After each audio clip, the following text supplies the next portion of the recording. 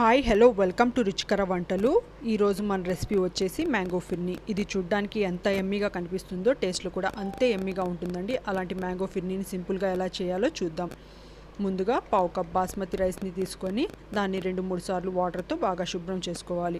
ఇలా శుభ్రం చేసిన రైస్ని అరగంట వరకు నానబెట్టుకోవాలి. ఇప్పుడు స్టవ్ పైన ఒక గిన్నెను పెట్టి అందులో 1 లీటర్ వరకు పాలను పోసుకొని వేడి చేసుకోవాలి. ఇలా పాలన్నీ ఒక పొంగు రాగానే దాన్ని ఈ విధంగా కింద నుంచి మిక్స్ చేసుకోవాలి.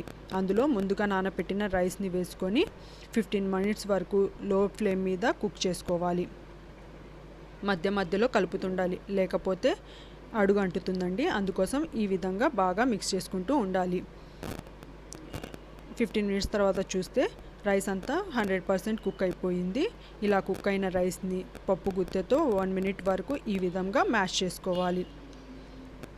ఇలా మ్యాష్ చేసిన తర్వాత 2 మినిట్స్ వరకు మీడియం ఫ్లేమ్ మీద కుక్ చేసుకోవాలి. ఇలా పాయసం అంతా దగ్గర పడిన తర్వాత దానిలో పావు కప్ షుగర్ని యాడ్ చేసుకొని 2 మినిట్స్ వరకు కుక్ చేసుకోవాలి. అందులో 1/2 టీ స్పూన్ యాలకుల పొడిని వేసుకొని 1 మినిట్ వరకు మిక్స్ చేసుకొని స్టవ్ ఆఫ్ చేసుకోవాలి.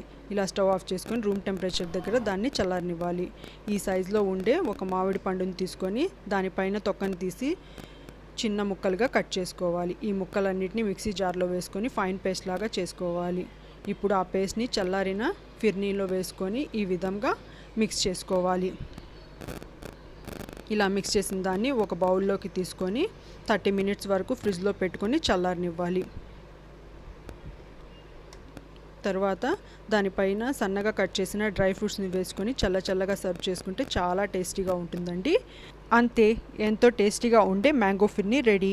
ఈ వీడియో కనుక మీకు నచ్చినట్లయితే నా వీడియోని లైక్ చేయండి, షేర్ చేయండి మరియు నా ఛానల్ని సబ్స్క్రైబ్ చేసుకోండి. Thanks for watching.